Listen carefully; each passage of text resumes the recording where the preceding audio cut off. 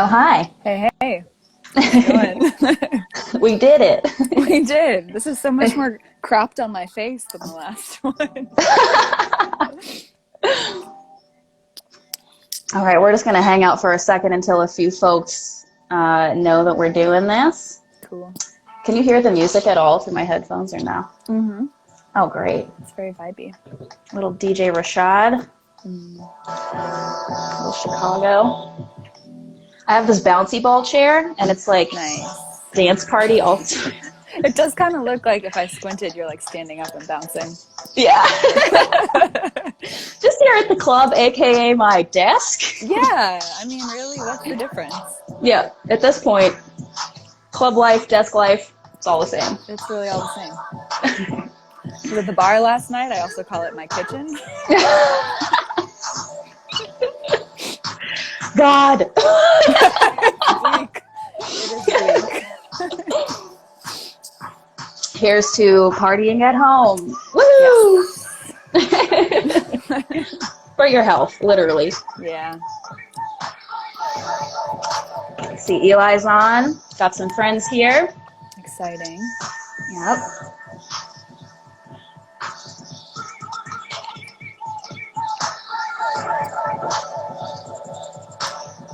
What kind of beer are you drinking? This is a Three Floyds Gumball Head, which I think is an IPA. No, it's a wheat beer. It's very tasty. I really like their can art too. It's just like fun to hold.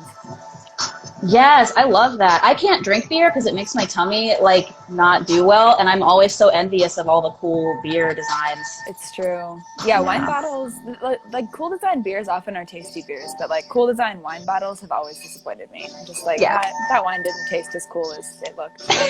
Yeah. Sad. Also, I can't afford the wine that tastes very good. So. Right. Yeah, that's a whole different situation. Sad. All right, we'll give folks one more minute, and then we'll just get popping. Cool.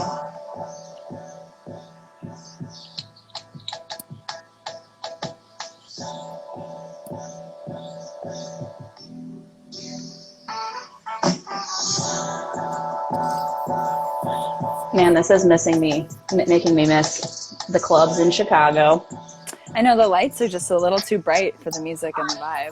I know.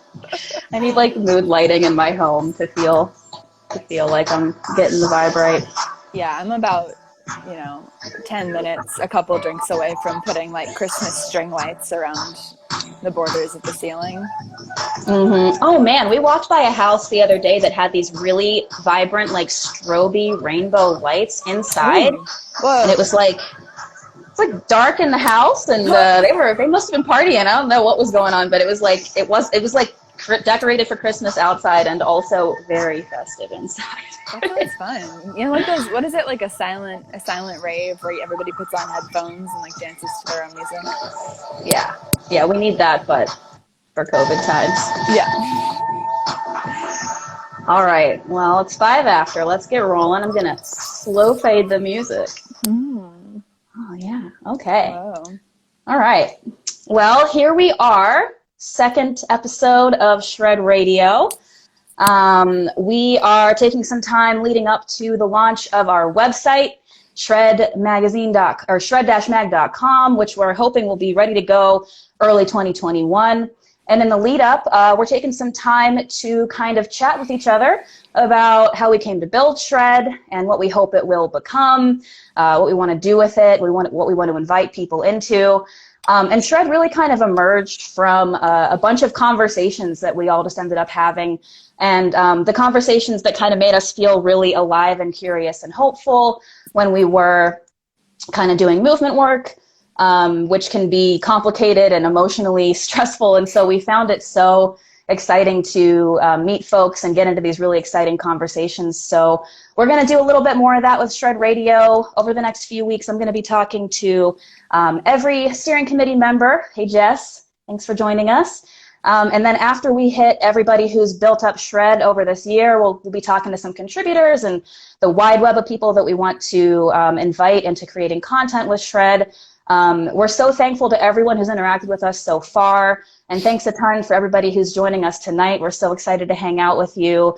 And we're just so happy that you're here in the universe with us. And I'm so happy to be in this universe with Emma Marsano. I actually met Emma probably like a year and a half ago, I think. Maybe a little more than that. At the time, I was working with Chicago Community Bond Fund, and Emma was helping us out immensely with her background and expertise.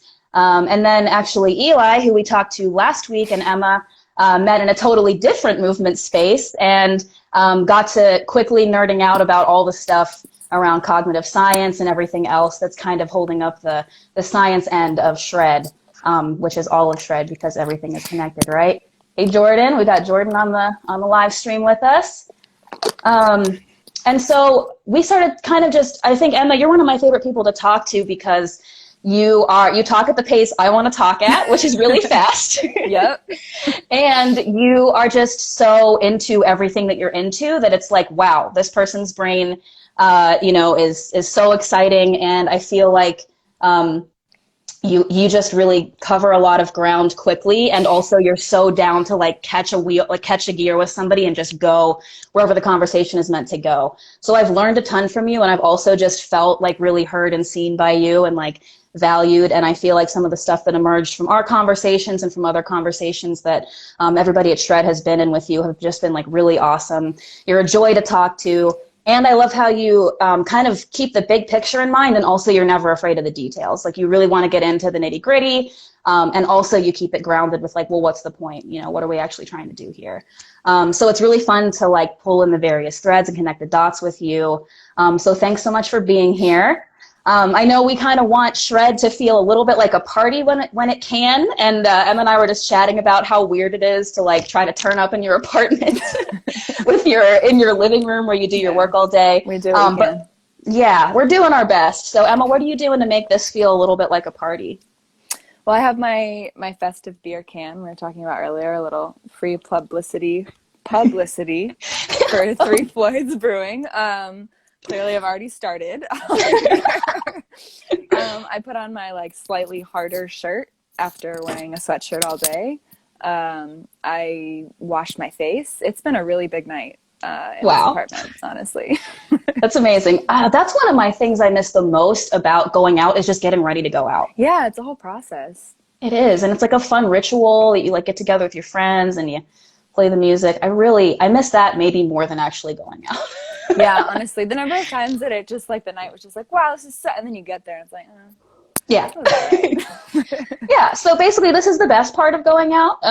Yes, we're staying in the best part, the part where you're inside, it's warm. The alcohol is affordable. Yeah. It's affordable, it came out of the fridge. Yeah. I have this really dope mushroom shirt that I got at a warehouse party that I haven't worn in a really long time that reminds me of my youth, maybe before I was even of age to drink. I feel like I was at a warehouse party, like sneaking booze. And then I've got some wine in this cup that I made myself, a hand-blown glass vessel. Yes. Wow. So it's my party vibe this time. Cool. I see some folks are joining us. We got Sunny, we got Tom, oh, hey Sunny, you're cute. We've got all kinds of friends. So excited. Thanks everybody so much for joining us. We're so happy that you're here. We wish we could hang out with you in person, but we cannot. So here we are. We're going to do some Shred Radio. Please feel free to grab a drink, settle in, put some fancy party clothes on if you feel like. And here at Shred, we do try to take our nervous systems into consideration. We know that we can hear each other better, we can collaborate and be more curious when we're calm. I'm not going to do a whole somatics practice to ground this Instagram live, but I am going to take just a moment to do some breathing. Take a nice deep breath, treat the body to some oxygen, and see if I can wiggle any tension out, see if I can drop any goop from the day. If y'all want to take a moment to just treat yourself to some oxygen or maybe a little water. Our nervous systems do a lot, and this year has been a lot, so I'm doing my best to kind of let myself chill when I can. And also fun and connection are so helpful to recover from our stress. So thanks for vibing with me. here. All right, so I just basically want to hear what you've been up to this year. I don't think any of us really expected 2020 to be what it has been. And in the midst of it, I don't think any of us expected to build a magazine, but I know you have been up to so much this year. And I'd love to just hear a little bit about what 2020 has been like for you. I know you were doing a ton of work with the movement over the summer. You were out in the streets with folks. And well before that, you know, I obviously met you trying to end money bond in Illinois. So I'm just curious, what stuck out to you about this year? What's 2020 been like? Yeah, it's been a rush. I think like for a lot of people, it's just been so much learning at such a fast pace and out of such necessity. But I guess I kind of think of it in like phases. There was like the before times, so like January, February, when it didn't feel like we were really taking COVID seriously. At least, you know, most people I knew weren't wearing masks or considering how often they went outside. And then sort of March with all of that ramping up. So in the initial like shelter in place order and stuff, I got involved with some neighborhood-based mutual aid, food distribution stuff, which was really hard, like meeting a bunch of people and then being in a Slack I mean, Slack is stressful even when you know everybody in the Slack workspace, but this was like meeting new people virtually through a couple Zoom calls and a Slack workspace, and then trying to coordinate like getting groceries, delivering groceries, being in contact with people. And I think a lot of us burned out really quickly in the pot of people that I was working with, just because it was so much. And I think we rushed into it feeling like the urgency of the need in the moment, and didn't really consider what capacity we actually had or what resources we could continue to draw from. But it was really interesting being, you know, engaged with other people who found different systems and like different ways of setting up their capacity and their engagement, and are still working in mutual aid networks that have really lasted like through all that stress and all that urgency that continues to be there. So I think of like March through June as sort of the inside organizing, you know, food runs, mutual aid period, which is a lot of learning and trial and error. In my case, a lot more error probably than sustainable work, but still really educational and valuable. And then with May and June and the murder of George Floyd and Breonna Taylor and Tony McDade and so many others, with the uprising starting, it kind of became a blur of like trying to figure out what COVID precautions still looked like while realizing that people were going to be in the streets regardless, and figuring out what we could do in that space. And, you know, with the weather getting warmer and it being more feasible to actually be outside, and the evidence coming in about, you know, being able to be outside with masks on and be a little safer than in indoor and enclosed spaces. It felt like it just ramped up fully into a summer of biking to protests and being outside and getting to see people in person in those contexts again, which was weird. And then, you know, just through both of those things, meeting a ton of people. Like I've made so many friends and colleagues and comrades this year. It's like, it's kind of weird. And half of them, when I see them on Zoom calls and I see the bottom half of their face, I'm like, that is not what I thought you looked like. Really, I don't know what I was imagining for you, but it wasn't that like chin shape. It's so weird. Chins are weird. Yeah, and then just getting to actually like see people's, that I'd already known what their faces looked like, see people's full faces again, was interesting and cool. And then spent a lot of time, like honestly met a lot of people with different political ideologies, and a different sort of like path to radicalization or path to movement work. So was challenged in that way too, to think about like, why do I believe these things that, you know, I say I believe, or that I feel on some level that I believe, and how did I come to that? And, you know, how is that like, what is my personal investment in it? And what do I need to hold on to? What can I maybe let go of? What can I question? And so there's a lot of growth in that too. And yeah, just learned a ton about different sort of like the theory and then the practice of group expectations, and how to be in space together, and how to be committed to principles together. And then finally in November was able to do a street medic training, which was really cool, which I've been hoping to do for a long time, that CAM and medical emissaries pulled off, which was pretty amazing given the circumstances. But we were able to be socially distanced outside at a training space for 3 days, 2.5 days. So picked up a ton of skills there. So I feel like it's just been like one thing after another. But I didn't expect 2020 to be this horrible or this stressful or this awful, but I also didn't expect to learn this much. So feeling very grateful for that too. Yeah, it's definitely been a year of unexpected learnings and opportunities to learn. And also, I think so much about just like the grief that has been present, and like the way that we've all needed to find new ways to process like old stuff and new stuff, while in the process of learning how to navigate relationships and movements and everything in the context of a pandemic.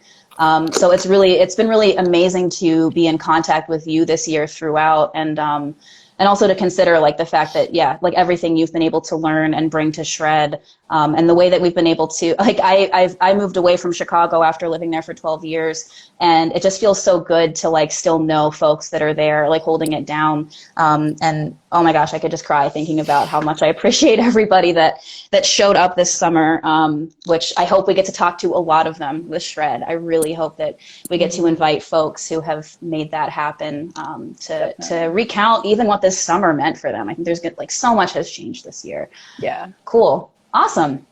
So more recently, as the summer wound down, what's that felt like as far as like what you're doing and what it feels like in Chicago now for you?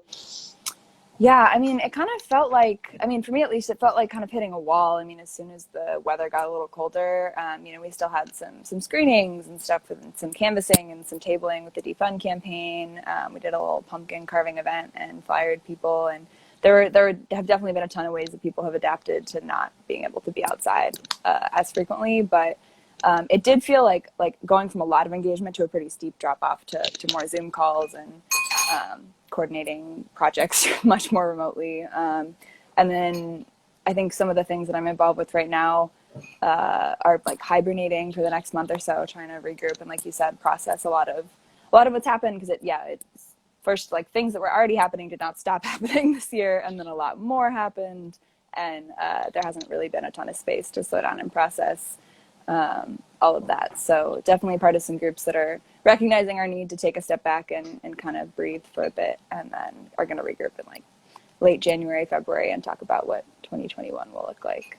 But excited to do a lot of continued study and staying in touch with people through that period, and just kind of taking care of each other, because I do think the focusing on what we want to do and what we want to achieve and what we're planning can take the place of really checking in with each other. Well, not when Ruby's facilitating a meeting, but in other contexts, it can be hard to remember to check in on that human level when you're also, trying to get things done. Yeah, I definitely spent a couple years in fight flight there. I'm trying to hit that calm state a little more often. Don't have to stay there, don't have to live there, but would like to return there. Yep. Something so amazing that seems to make a lot of common sense when I think about it, that I learned from an organization called the Ine Institute in Boston, is that there are seasons to everything. And obviously nature doesn't just produce all year. Nope. It's not possible. And right now we see the trees dropping their leaves. We see the animals getting calm and quiet. And I see myself getting depressed. So to me, that's kind of like, hello, it is time to rest and reflect. Yeah. Exactly. And I think one of the things that was really jarring for me once I stepped away from Chicago was like, realizing how dedicated everybody is and how fast paced it is, and like the lack of opportunity we have to reflect and connect, and to like feel ourselves as human beings. So I'm really happy to hear that that's happening a little bit. And also I know it's kind of coming along with the second wave of the pandemic, so we don't really get to stop being hypervigilant, but we do. I'm really happy to hear that folks are like, all right, I'm gonna take a little bit of space to breathe and rest while I can, and be ready to care for each other in the meantime. Yeah, so that's great. Absolutely. Yeah. All right. So with Shred, which, in summary, science, culture, politics, why are these all the same thing? Why are they all really important? And what do they have to do with, our well-being as human beings and everything? You've really been holding down the science end of things. Not that it's separate from the other two sections, but you have a very sciencey background. And we're going to have a section in the magazine called Ways of Knowing, which is exactly what it sounds like. We're going to have different pieces on from a ton of different people, and certainly not just academics. Like, that is the goal, to like get out of this academia bubble, to encourage academics to listen to other people outside of their bubbles, to give their resources and dedicate their resources to the movement, to uprisings, to advancing the cause of the masses. Because we really want to break down who gets to know and who gets to produce knowledge, and how our institutions are built, and what an institution even means, and why, where resources go, and why. but you do have a background in cognitive science, and I'm just curious how you came to that work and that background. Yeah, so I really came to it, basically by like pouring through a course catalog when I started undergraduate studies. I was like, psychology, yeah, like I'm the only first year college student ever to be like, psychology sounds so cool. These like giant intro classes. But I was like, yeah, like psychology, you study the mind. It's like, you're going to learn what it means to be human, right? Like that should be what that is about. And very quickly through some intro classes was like, yeah, that's not really what we're doing here. That's not really what this is about. And sort of ran into some tension with that and was looking at other, topics and areas of interest, like language. I was like, okay, linguistics, that'll be about like how we process language.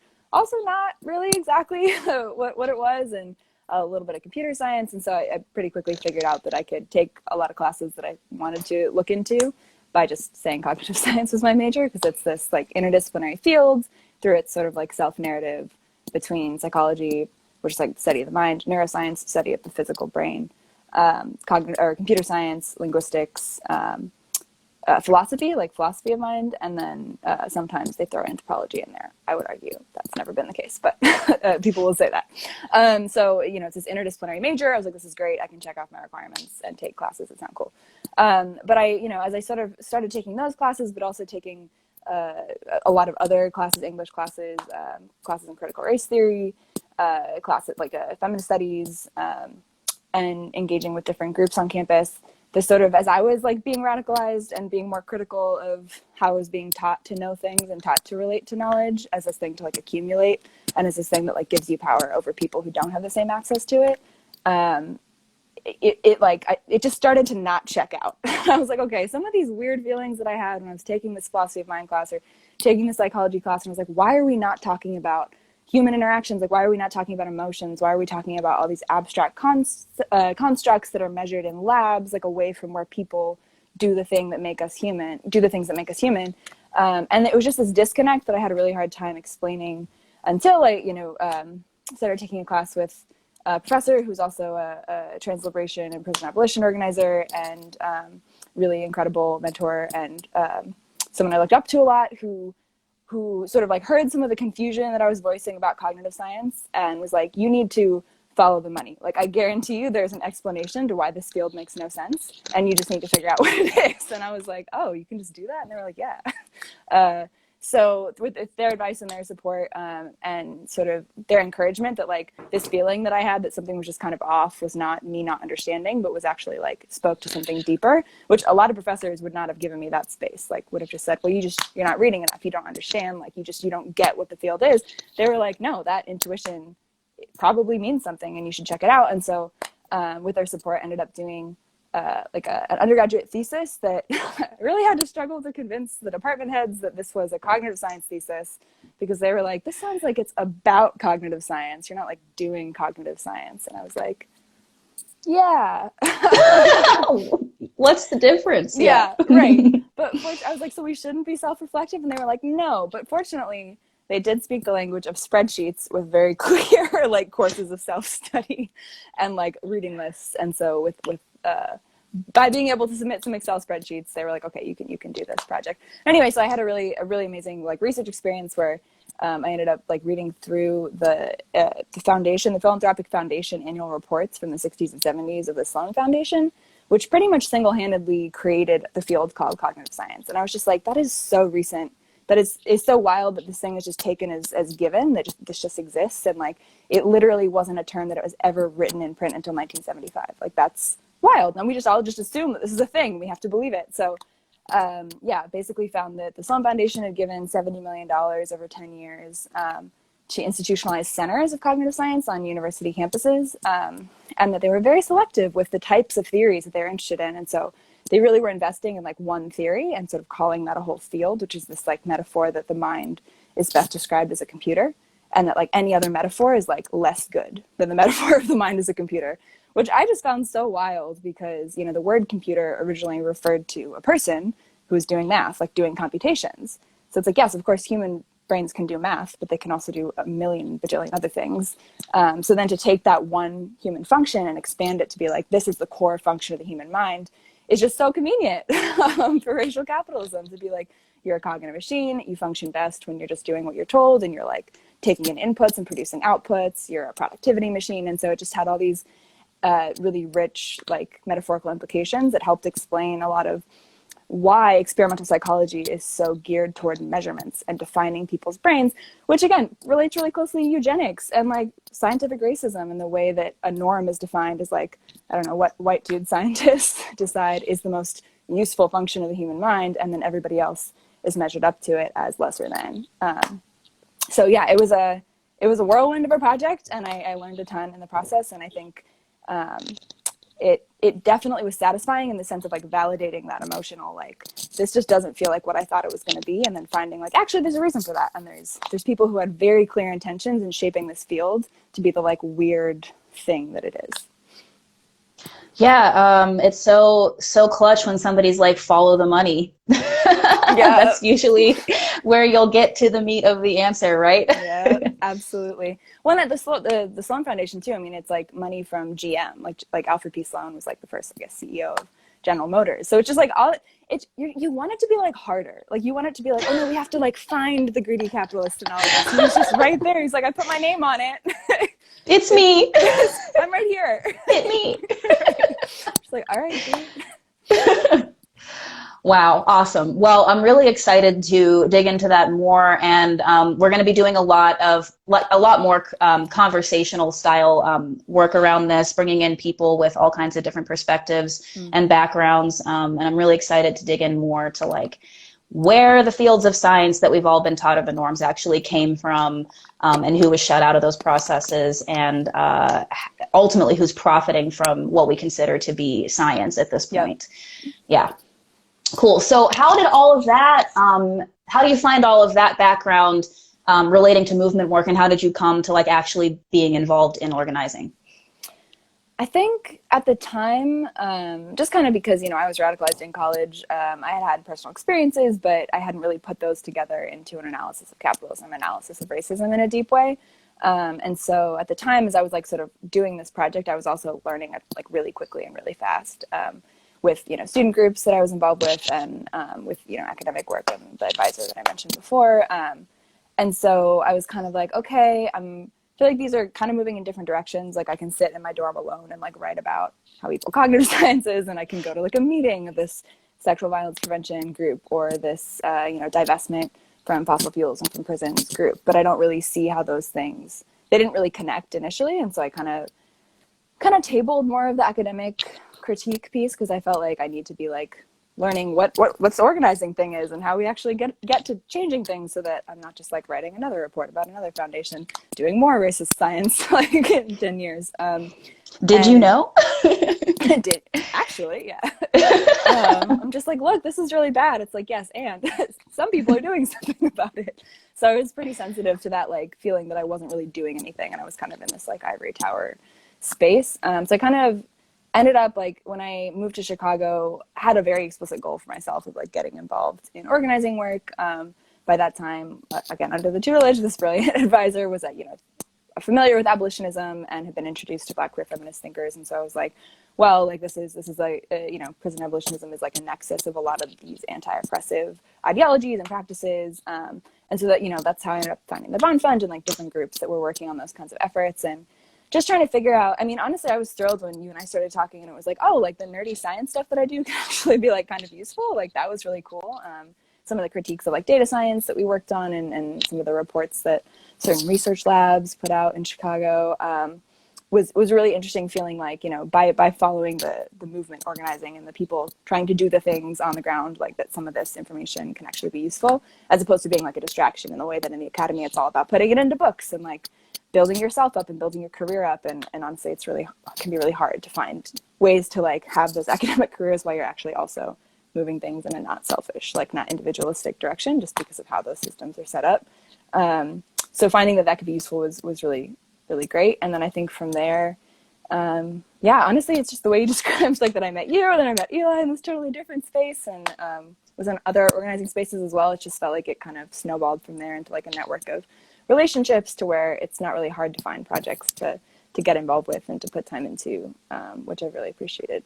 So excited for Shred, and sort of, again, creating that space to reflect on how the analysis and how the reflection gets put into practice and sort of shapes the way that we engage in movement work. Yeah, and how the practice shapes the analysis. Yeah, like Exactly. the dialectic relationship. Oh no, Jargon Giraffe. But yes. But yeah, no, my God. Yeah, I'm so excited. I was so excited to nerd out with you there the day we met. And, I was on the job, so I couldn't be like, let's spend 3 hours. But now we get to spend a whole magazine talking about it. Magazine. Wow. Great. So obviously 2020 has been a hell of a year for everybody. And you certainly were not like sitting around like, what should I do? You were like out doing it. There was a lot of demand where you were. Why did you choose to spend a little bit of your time and energy this year building a magazine with us? Yeah, I mean, a little bit of the stuff we just touched on, just the sort of like wanting spaces where like, there's still forward movement and stuff is like we're doing something because we are, but that some of the goal is also just to sit and kind of do the nerding out to see where it takes us in like a less linear way. And I guess just that sort of like, pleasure activism type work, like it just felt nice. I was like, I like talking to these people, and it like meets a lot of sort of emotional and intellectual needs to like be in this space. And it was a really great opportunity, like through you and Eli, to meet a bunch of your friends and, co-organizers and people. And so, it wasn't a hard sell, I guess I would say. It was very enjoyable. And I felt really lucky that you all wanted me to be involved. And that, again, the nerdy critical analysis of science stuff could actually be useful in figuring out how we were going to frame what the project was and how to, like, what stance to take in analyzing the role of scientific knowledge production and scientific research in the world now. And then, something that I've really enjoyed from our conversations too is like, what can we take that is useful? Like not just kind of throwing everything out and reactively being like, we don't want any of that, but looking at, what are the goals behind how science takes place now? And how does that shape like the really fucked up oppressive outcomes that often follow from science and how it's done? And, what are the things that maybe are useful that we might want to hold on to? So it just felt like it was feeding a lot of those like questions and needs that I had. And particularly like with quarantine, I mean, I think we got started before the weather really turned, before the uprising started. So there was a lot of, it was just a lot of isolation, and it was such a warm space, even virtually, to be able to engage in. Oh, I'm so glad it felt like that. Yeah, I was really sad to move away from Chicago. I mean, for a ton of reasons, but especially because I got to meet so many amazing people in the last like 2 years I was there. Of course, like the whole time I was meeting amazing people, but then with my job as an organizer with the Chicago Community Bond Fund, I was just like out all the time. And then on top of that, we were really like, let's make the most of our social lives while we're still here. And I was just so bummed to like make all these great friends and then like not be able to hang out. And it was kind of I want to say a silver lining to say, I mean, not that like, nobody's hanging out, so everybody has to hang out with us online, but also, yeah, but a little bit less FOMO whenever it's not a matter of like, I can't go to that bar or that house or that meeting. Right. But I can join that Zoom hang. So yeah, it's been really wonderful to keep these connections going. So I'm really happy to hear that it was fulfilling for you at the beginning, and happy that you've stuck with us through all the work we've done this year. Here at Shred, we really are trying to orient everything we do towards recentering our economy and our society around care. We believe that everybody should have all the care they need, and that care is fulfilling work. We think that science, culture, and politics are care. And we hope that Shred feels like care, and also it's been an act of care for us. I feel held with this work. I feel like I have something to offer. I feel cared for so far. I think we're going to try to really cultivate that sense in all the interactive stuff we have planned for the part of our website called A Space For, where we're going to be doing more interactive kind of like teach-ins and shares and conversations and, meditations. Who knows what that space is going to hold. Definitely it's going to be kind of like a virtual art gallery sometimes like a meeting or a classroom, sometimes hopefully like a party. And so I'm just curious if you think of Shred as an act of care, both for yourself and from you to either like to the Shred community, Chicago, the world, whatever. How does Shred and care intersect for you? Yeah, I mean, well, the first thing I think of is our check-ins and really the like thematic practices that you've brought in, which are really cool to just learn about from again, a nerding out perspective, but also to like field up working. And I think that's been really awesome. And yeah, just really appreciate feeling like the space, it's not like the space is there to make a magazine and everything else is sort of incidental. It's like the magazine should be a product of us caring for each other. And if it's not, then we're not going to meet our goal. So, tricked you. To actually be productive and meet the goal, you have to care for each other, which I think is a really cool, like instantiation of what we again, are like political vision and vision for, and cultural vision, also scientific vision for how we think things should be. But yeah, I think definitely the decisions that we've made about like when to really forge ahead and sort of like push ourselves to get something finished versus when we've decided that we can take a couple weeks and move at a slower pace. Like all those decisions and the way that we've really relied on sort of consensus building and feeling out where everyone is in their life, I think have been really great examples of how we can still do so much, which because I think sometimes, we're pressured to see it by capitalism, by like workspaces and by other spaces that take on some of those assumptions that are just in the water, like that either you're chilling out and caring for one another and sort of taking space, or you're moving forward. And I still very much fall into that binary thinking and have to kind of struggle against it. But I think really like actively challenging that assumption and just trying to move at the speed of whatever capacity we have and how everybody's doing, as like so many things happen in everybody's lives. It's been really, really awesome. And then also just that so many of y'all are like artists and musicians, and I definitely am more well, I haven't like been an artist or really thought of myself as like a creator that much in my life to date. So I feel like having that space where people just think differently and about a lot of things and have these creative outlets has also like pushed me to want to engage more with creativity and like set that as a goal for myself, is like actually engaging in that way and that other side of my brain. And I think, yeah, it's kind of like, I mean, I think I mentioned this a little bit when I was talking about psychology, because I could rant forever. So I just, got to pick a lane sometimes when I'm talking about it. But, the way that psychology and particularly like, science often in a lot of ways try to like break up like mind and emotion. And there's like the rational, like scientific activity. And then there's like emotion over here. And, we'll subjugate it to science by like defining it as a series of chemical interactions, but it doesn't guide any, it's not important. It's our, big man brains that are actually like deciding everything, we're rational scientists. So it's been a really great antidote to like all the spaces that I feel like I'm in that do, intentionally or not, like uphold that kind of ethos and to be able to just center like the emotional as well, and to realize that we can tell ourselves that we're going to move ahead and without emotion, but we will always be lying, and that emotion is always really that driving force. And so I think it has definitely felt like care to create a space that like starts with that observation and then kind of moves forward from there. Like, given that we know this about ourselves, how are we going to engage so that is always like centered and understood, and that we're not walking all over each other emotionally and then expecting to be able to like work together or collaborate magically. So that's been really refreshing, really awesome. That's awesome. Aw, that makes me feel so good. Yeah, I definitely fall back into that trap too. Like, we do have our agendas structured to remind ourselves to do a check-in with each other and ourselves. And it's sometimes, it's like, are we really going to do this? And it's like, yes, because our nervous systems are present here with each other. And it's actually way easier to work through ideas and collaborate and deal with disagreements, which have come up and will continue to come up with each other, with people, as we take stances that are probably gonna, make folks feel certain ways. Like, we're anticipating and looking forward to finding ways to hold that tension rather than let it fracture. And yeah, I'm so happy to hear that has felt good for you. And we're going to keep building that out. And hopefully in the grounding interpersonal politics part of the website, talk a little bit more about what it feels like to navigate movement spaces, institutions, just the world as human beings who are having emotions and being influenced by them, and how to prioritize and take those things seriously and care for ourselves and each other, not just in a floofy, soft way, but in a very serious way. Like, I want a world where I don't have to feel awful all the time, and I believe everybody deserves that. So I'm excited to be building that with Shred too. What are you most looking forward to creating with Shred content-wise? Well, I feel like once I start thinking about that, my brain just goes into overdrive. So I'm like, I want to write this thing and I want to talk to these people.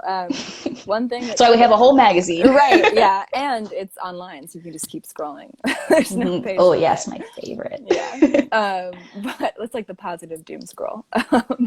But I think one thing, well, the first thing that I think of that again, has been on my to-do list, and I'm finally going to have some more time to work on in the next couple weeks, is just like reaching out to friends and people I've organized with and all the brilliant people in my life and being like, what are you going to do a thing about? Like, are you going to write an article? Are you going to record something? Are you going to draw something? And just being really excited to get to tap into all that creative energy, because I feel like it's interesting. Like, I think, when we first talked about what we wanted Shred to feel like, we talked about like wanting it to be like that like interesting person or acquaintance that you run into at a party and you just want to keep talking to. And I feel that way about so many friends, where it's like we're either in this social space together or we're doing this thing together, but we don't always set aside the time to just like really get into each other's brains and like really like hear the sort of deepest thought spirals that we all go into. And so getting to create like a specific container that's just for that, where it's like I have a reason to text you and be like, this Saturday, we're going to talk for 2 hours about that thing that like really gets you going, and like just figure out what that could turn into, I think is going to be really exciting. So I'm very glad to have an excuse to do that with as many people as I can make time to do that with.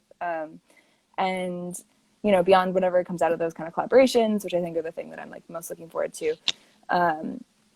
Spending more time just on some of the topics that we've talked about in setting up the magazine. Some of the foundational philosophy stuff has been really, really interesting. So thinking about how to ground, like how we present what the magazine is for and what the vision is for, and how we, connect like a scientific analysis, recognizing all the limitations and the baggage of science, like in the way that we use the word now, with a political perspective, and how we like integrate those things. So we've been working on some of that with Eli, which has been really, really interesting.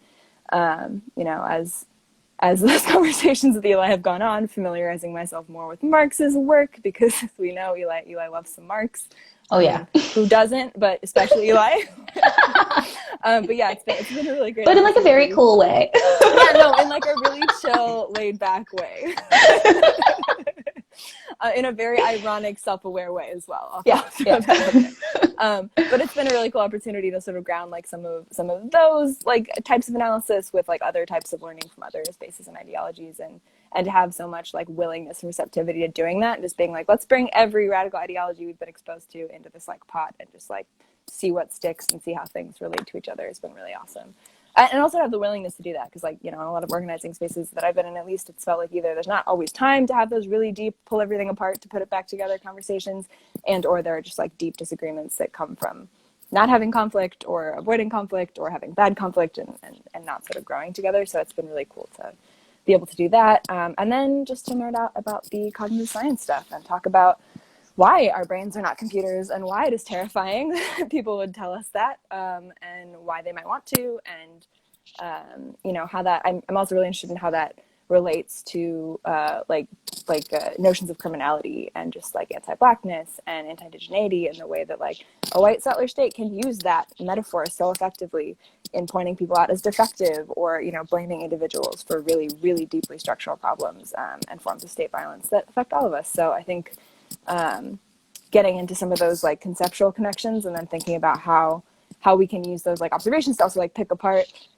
media narratives and BS that we hear coming from certain politicians, and just like using those conversations and then learning from like what we hear from people when we have those conversations is really exciting to me. So a lot to be excited about, but we're going to take our time. There's no rush to do it all at once. That's right. We have a Google Drive full of ideas that will happen when they happen. Yes. If anybody listening at this point is excited about any of this, just a reminder, you can go to our website, shred-mag.com, and fill out an interest form, or just DM us. We've got 7 folks on the steering committee. One of us will hit you up and check in and collab. And Emma, one thing you just said that was really exciting to me was this idea of breaking down dominant narratives. A big part of what made Shred happen the way it happened is that we received a fellowship from the Center for Story-Based Strategy, which has really kind of just been a really wonderful container, and was kind of a big green light for us to go ahead and do this. And so They provide a lot of trainings and tools on just how to pick apart stories and also build our own. And a big part of the reason we do that is, yes, to point out what we're up against and how absurd it is that we're expected to live these lives and work the way we're supposed to work and accept that our friends and families and neighbors are suffering unnecessarily, which is entirely bullshit and unnecessary. But another big part of that is to say we need to talk about the future we actually want. There's a lot of like anti this, no that. And of course, it makes a lot of sense to say, look at how fucking violent what we're dealing with is. We refuse to participate. We refuse to be complicit. And also, what tends to get put on the back burner in these very fast-paced, serious work environments is like, what do we want then? Like, what is the point? And how are we going to get there? And so CSS frames it as making a just future inevitable. And I feel like a lot of what we're trying to do with Shred is to say, you can stop going on the train that you're on, and you can say, I'm going to actually dedicate my energy to something else. And it might not be economically rewarding. It might not lead to the stable life I've been told I can achieve by stabbing others in the back or betraying my class, essentially. But there is a movement waiting and a party waiting, a family and a community waiting to build this future together. And a big part of what we want to do with Shred is really just take time to be playful and inviting and loving and warm, and to make this inevitable just future feel really possible and real. And I think a lot of that is here already. A lot of us are already caring for each other. Like you were saying, you started off the quarantine immediately going out and saying, how can I take care of the people around me? A lot of folks, I think, have come to realize with a little bit more clarity what it means to have access to wealth or food or the basic necessities, and how amazing it can be to share a little bit of that. And to demand an end to the systems that say somebody does deserve this and another person doesn't. We know that's complete, total, absolute bullshit. So I'm just curious, off the top of your head, if you have a vision for the future, what do you want to see take root from where we are, and what is like your ultimate utopia vision?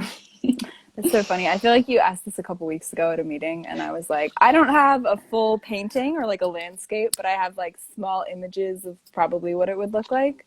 I think our whole crew was like, I want to be an educator. Which is everyone was like, I want to talk to people and grow our understanding. Yeah.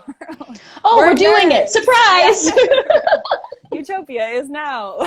Yeah. Yeah, absolutely. And it's interesting. It's just like, kind of like you were saying earlier, like directing attention and like growing the things that feel really good now and that feel like not dehumanizing and not, like just living in misery and being convinced that's the only way.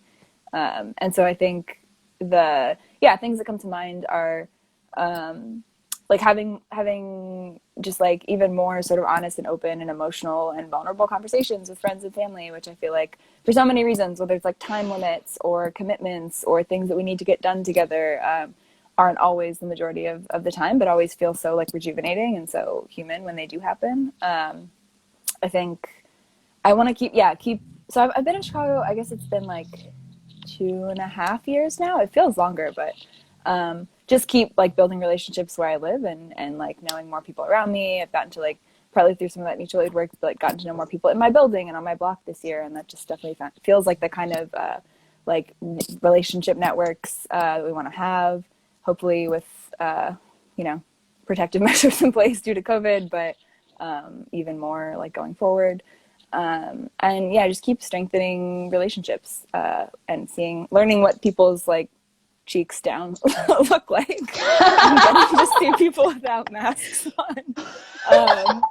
Keep building those relationships that are new this year. And I think something I've been thinking about more too is just like strengthening existing relationships or relationships that are easier to take for granted, and figuring out like how we materially and emotionally support each other, whether it's like distanced because we live in different places or because we live in the same place but it's a pandemic or whatever the reason. Just figuring out how to spend more of my time focused on like being clear and understanding what I need and what people around me need, and how I can be part of like providing that for them and receiving that from other people. So very metaphorical. Probably more concretely, there'd be lots of gardens and I would be outside a lot and surrounded by people that I love and care about, and getting to nerd out and not have to worry about, you know, what the work product is going to be that's going to come out of the nerding out, but just get to spend that time and just like, yeah, build collective power with people, and feel like sort of reclaiming that agency that individualism and capitalism try to tell us that we don't have,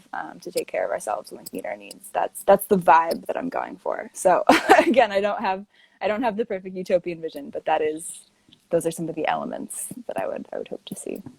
All we need is vibes, don't worry. Vibes only. Yeah.